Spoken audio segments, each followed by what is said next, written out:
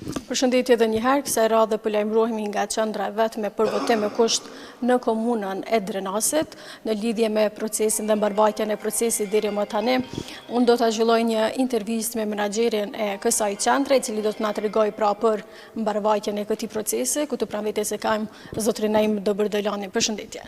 Përshëndetje. A mundeni më tregu çu ka shku procesi deri më tani dhe sa ka pas interesim në këtë qendër?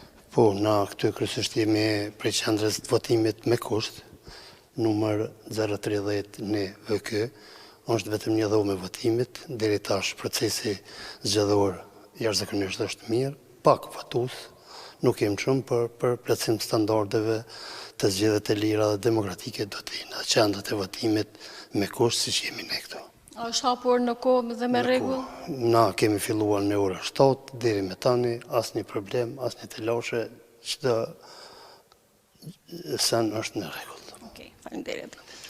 Atëherë për ta përkujtuar edhe për qytetarët të cilët po na ndjekin, ata para se të njështrojnë pra procesit të votimit duhet të kenë një dokument me vete, qoftë letër njoftimin apo pasaportën, në rast se asnjëri prej këtyre dokumenteve nuk e kam për ndonjë arsye tjetër ose e kanë të skaduar, ata mund të njështrojnë procesit të votimit edhe me patent shofer, me të njëjtin do t'i njështrojmë edhe në votimit me kusht, ku do të më përcjell edhe kolegu Tonini.